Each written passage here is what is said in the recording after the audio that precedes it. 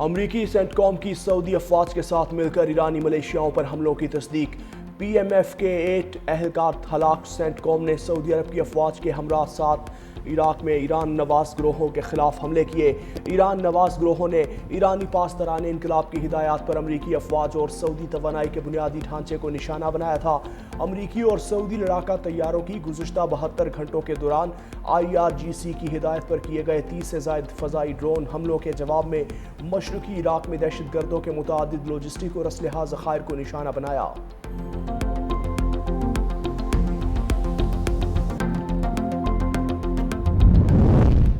امریکہ ایران مفاہمتی یادداشت کی بحالی کے قریب پہنچ گئے۔ پاکستان، مصر اور قطر کے مذاکرات کار آبنۂ ہرمز میں آمد و رفت کا نظام چلانے کے طریقہ کار پر کام کر رہے ہیں۔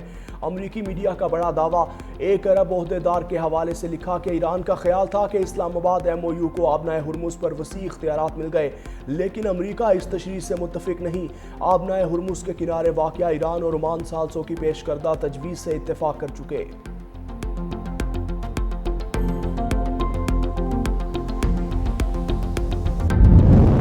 کوئی مجھے نہ بتائے کہ ہمیں کیا فروخت کرنا چاہیے۔ امریکی صدر ٹرمپ نے ترکیہ کو F-35 طیاروں کی فروخت پر اسرائیل کا اعتراض مسترد کر دیا۔ ترکیہ اور اسرائیل ایک دوسرے کو پسند نہیں کرتے، لیکن ترکیہ عظیم اور طاقتور ملک ہے۔ ان کے پاس بہت بڑی طاقتور فوج اور عسکری قوت موجود ہے۔ ترکیہ ہمارا عظیم ساتھی رہا ہے۔ صدر اردوان نے شام میں بہت اچھا کام کیا۔ میڈیا سے گفتگو میں کہا، نیتن یاہو مجھے جنگ میں پھنسائے رکھنا چاہتے ہیں۔ نیتن یاہو ایران کی جوہری سرگرمیوں کا مجھے نہیں دنیا کو بتائے۔ امریکہ کی اس پر گہری نظر ہے۔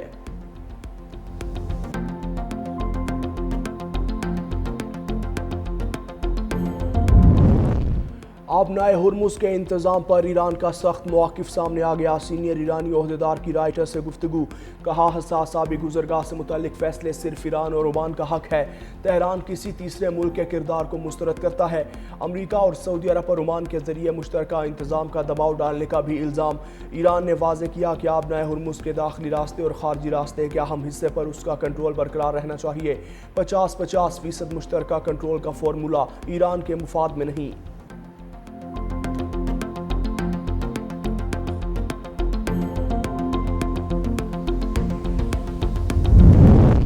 ایران آبنائے ہرمز پر غیر ضروری مطالبات کر رہا ہے۔ ایرانی مطالبات کو عمان، امریکہ اور عالمی برادری نے مسترد کر دیا۔ امریکی حکام کا دعویٰ۔ کہا، زیر بحث معاہدہ صرف ہم آہنگی کے لیے ہے، کوئی ٹیکس یا فیس شامل نہیں۔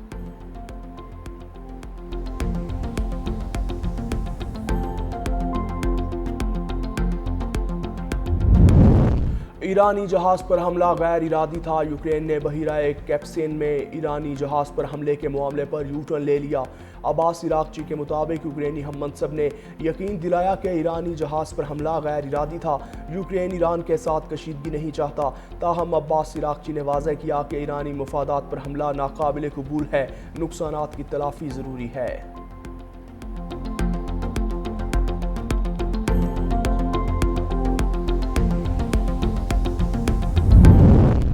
عالمی منڈی میں ایک بار پھر تیل کی قیمتوں میں اضافہ۔ خام تیل $2 فی بیرل مہنگا۔ غیر ملکی خبر رساں ادارے کے مطابق امریکی خام تیل ذخائر میں کمی کے باعث قیمتوں میں اضافہ ہوا۔ برنٹ خام تیل کی فیوچر معاہدوں کی قیمت میں $2.71 اضافہ ریکارڈ۔ قیمت $86.80 فی بیرل ہو گئی۔ امریکی ویسٹ ٹیکسس انٹرمیڈیٹ خام تیل کی قیمت بھی $2.26 بڑھ گئی۔ قیمت $81.95 فی بیرل تک جا پہنچی۔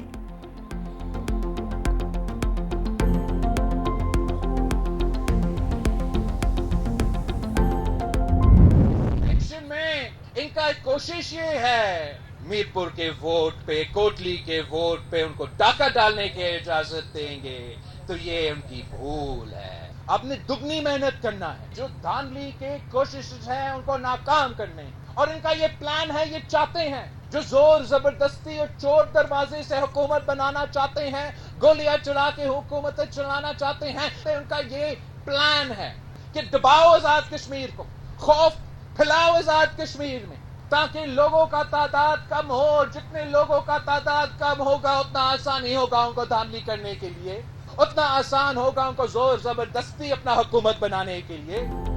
ریاست فیصلہ کرے، قومی مفاد اہم ہے یا نون لیگ؟ دھاندلی کے لیے مرحلہ وار انتخابات کروائے جا رہے ہیں۔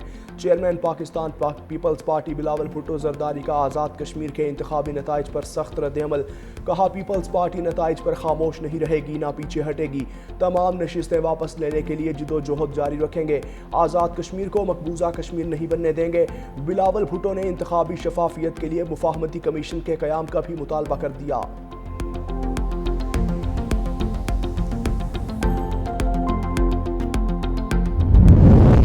میں مسلم لیگ نون کو بہت زبردست شاندار کامیابی عطا فرمائی۔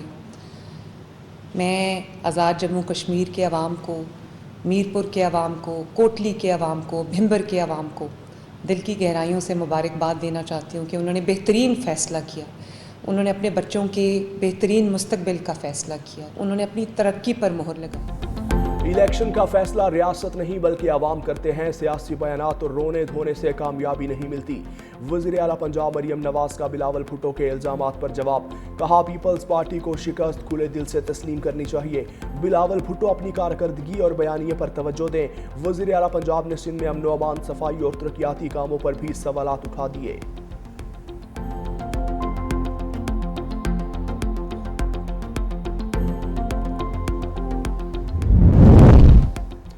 آزاد کشمیر انتخابات پر پیپلز پارٹی کے تحفظات شدت اختیار کر گئے، لاہور میں پیپلز پارٹی رہنماؤں کی نیوز کانفرنس، حسن مرتضیٰ نے الزام عائد کیا کہ پیپلز پارٹی کی جیتی ہوئی نشستیں چھینی گئیں، پولنگ کے روز کارکن کو شہید کیا، متعدد پولنگ سٹیشنز پر عملے کو یرغمال بنا کر دھاندلی کی گئی، مزید کہا کہ نون لیگ کو فائدہ پہنچانے کے لیے پولنگ کا وقت بھی بڑھایا گیا۔ سید حسن مرتضیٰ کا الیکشن کمیشن پر بھی جانبداری کا الزام، کہا ویڈیو شواہد موجود ہیں مگر شکایات کے باوجود کارروائی نہیں کی گئی، پیپلز پارٹی انتخابی نتائج کے خلاف آئینی اور سیاسی جدوجہد جاری رکھے گی۔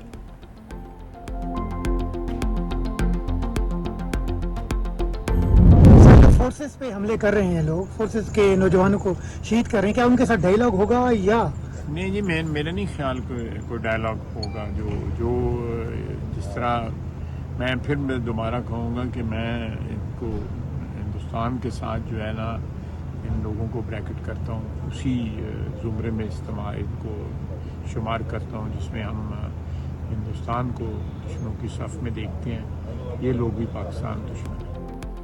خواجہ آصف نے کشمیر میں احتجاج کرنے والوں کو پاکستان دشمن قرار دے دیا، وزیر دفاع نے کہا کہ کشمیریوں کے ساتھ کوئی ڈائیلاگ نہیں ہوگا، میں ان لوگوں کو ہندوستان کی صف میں دیکھتا ہوں، یہ لوگ بھی پاکستان کے دشمن ہیں، میرے خلاف جو باتیں کر رہے ہیں مجھے کوئی غرض نہیں، آزاد کشمیر احتجاج کے پیچھے جو لوگ ہیں ان کے خلاف کارروائیاں جاری ہیں۔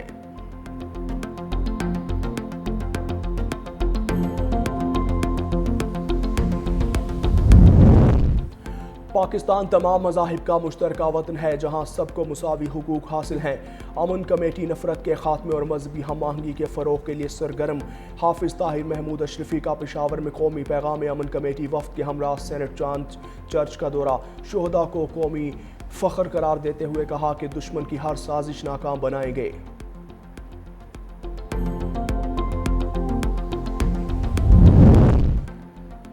کویتی وزیر خارجہ شیخ جراد جابر الحمد الصباح سرکاری دورے پر اسلام آباد موجود، پاکستان اور کویت کے درمیان دو طرفہ تعلقات، باہمی دلچسپی کے علاقائی عالمی امور اور تعاون کے فروغ پر اہم مذاکرات ہوں گے۔ ترجمان دفتر خارجہ کے مطابق دورہ دونوں برادر ممالک کے دیرینہ تعلقات، باہمی اعتماد اور قریبی شراکت داری کا مظہر ہے۔ کویتی وزیر خارجہ نائب وزیر اعظم اور وزیر خارجہ اسحاق ڈار کی دعوت پر دورہ کر رہے ہیں۔ پاکستان سٹاک ایکسچینج میں کاروبار کا منفی آغاز، 100 انڈیکس 689 پوائنٹس کی کمی کے بعد 1,76,935 پوائنٹس کی سطح پر ٹریڈ کرنے لگا۔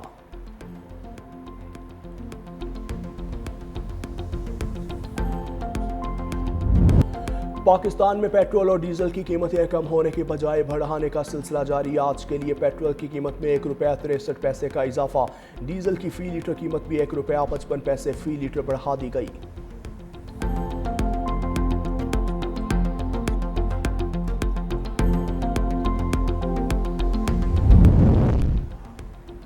گجرانوالہ میں طوفانی بارش، رات بھر سے جاری موسلادھار بارش کے باعث نشیبی علاقے اور گلیاں زیر آب، تینوں انڈر پاسز پانی سے بھر گئے، ہر قسم کی آمد و رفت معطل، جی ٹی روڈ، سول اسپتال road, Sialkot road, commissioner road اور دیگر اہم شاہراہوں پر کئی فٹ پانی جمع، ضلعی انتظامیہ کے مطابق شہر میں اوسطاً 140 ملی میٹر جبکہ پیپلز کالونی میں سب سے زیادہ 171 ملی میٹر بارش ریکارڈ۔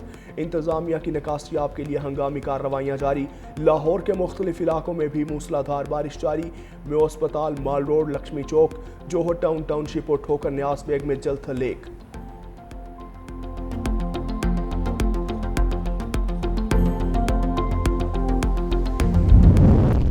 لاہور میں بارش کے پیش نظر کمشنر لاہور نعمان یوسف کی نکاسیاب کے لیے تمام محکموں کو ہائی الرٹ رہنے کی ہدایت۔ واسا، M C L, L D A اور اسسٹنٹ کمشنرز کو فیلڈ میں رہ کر مین شاہراہوں، انڈر پاسز اور نشیبی علاقوں کی مسلسل مانیٹرنگ کی ہدایت۔ ٹریفک کی روانی برقرار رکھنے اور ڈسپوزل سٹیشنز کو ہر صورت فعال رکھنے کا حکم۔